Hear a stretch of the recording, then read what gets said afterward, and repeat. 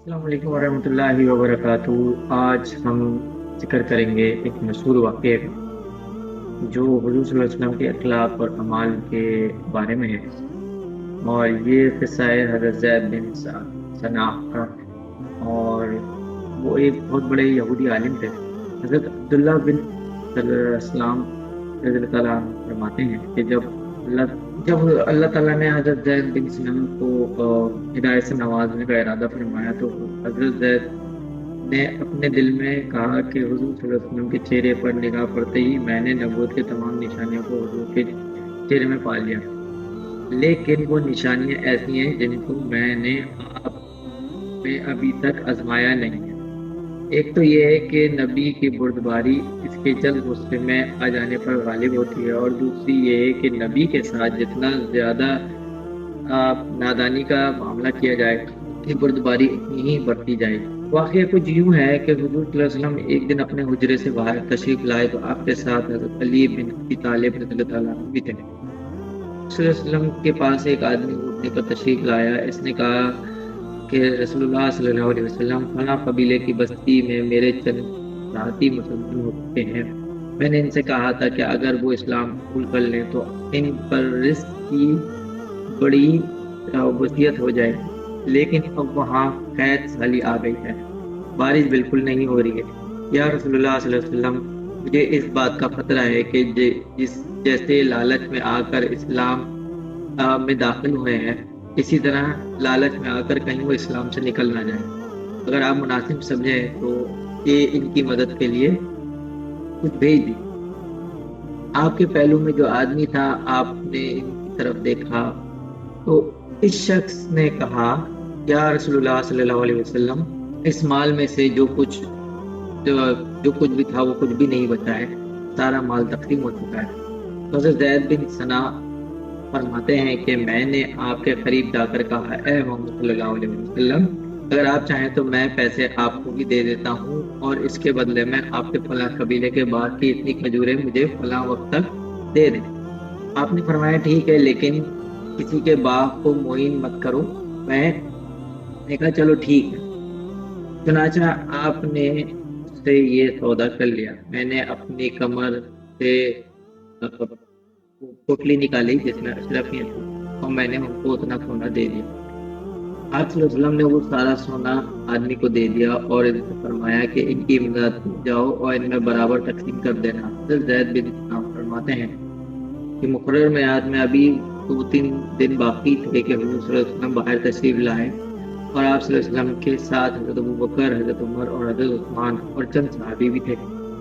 جب آپ نماز جنازہ پڑھ چکے اور ایک دیوار کے قریب بیٹھنے کے لیے تشریف لے گئے تو میں نے آگے بڑھ کر آپ کے گریبان پکڑ لیا، اور غصے والے چہرے میں سے میں نے آپ کی طرف دیکھا، اور میں نے آپ سے کہا، حکومت، آپ میرا حق کیوں نہیں ادا کرتے ہیں؟ اتنے میں میری نظر حضرت عمر پر پڑی تو غصے کے مارے ان کی دونوں آنکھیں گول آسمان کی طرح گھوم رہی تھیں۔ انہوں نے مجھے گور کر دیکھا اور کہا، اے اللہ کے دشمن، تو اللہ کے رسول کو وہ باتیں کہہ رہا ہے جو میں سن رہا ہوں، اور ان کے ساتھ وہ سلوک کر رہا ہے جو میں دیکھ رہا ہوں۔ اگر آپ کی مجلس کے آداب کا لحاظ نہ ہوتا تو ابھی تلوار سے تیری گردن اتار دیتے۔ حضور صلی اللہ علیہ وسلم نے بڑے سکون اور اطمینان سے دیکھ رہے تھے۔ آپ نے فرمایا، اے عمر، مجھے اور اس سے کسی اور چیز کی ضرورت تھی؟ مجھے تو تم اچھی طرح جلد ادا کرنے کو کہتے اور اس سے ذرا سلیقے سے مطالبہ کرنے کو کہتے۔ انہیں لے جاؤ اور جتنا ان کا حق بنتا ہے وہ بھی ان کو دے دو، اور جو تم نے ان کو دھمکایا ہے اس بدلے میں ان کو 20 صاع کھجور اور دو۔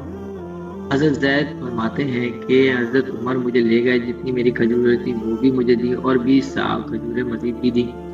میں نے کہا، زیادہ کھجوریں کیوں دے رہے ہو؟ حضرت عمر رضی اللہ تعالیٰ عنہ نے فرمایا کہ وہ مجھے حضور صلی اللہ علیہ وسلم نے فرمایا تھا، میں نے جو تم کو دھمکایا ہے اس کے بدلے میں تمہیں مزید کھجوریں دوں۔ میں نے کہا، اے عمر، کیا تم مجھے جانتے ہو؟ حضرت عمر رضی اللہ تعالیٰ عنہ نے کہا کہ نہیں۔ میں نے کہا، میں زید بن ثنا ہوں۔ حضرت عمر رضی اللہ تعالیٰ عنہ نے کہا، وہ یہودی کے جو بڑے عالم ہیں؟ میں نے کہا، ہاں وہی۔ تو حضرت عمر نے کہا اتنے بڑے عالم ہو کر تم نے رسول اللہ صلی اللہ علیہ وسلم کے ساتھ ایسا سلوک کیوں کیا؟ ان کو ایسی باتوں کیوں کہیں؟ میں نے کہا اے عمر رضی اللہ تعالیٰ عنہ، حضور صلی اللہ علیہ وسلم کے چہرے پر نگاہ پڑتے ہی میں نے نبوت کی تمام نشانیوں کو حضور صلی اللہ علیہ وسلم کے چہرے میں پا لیا تھا۔ یہ دو نشانی ایسی تھی جن کو میں نے آپ میں ابھی تک آزمایا نہیں تھا۔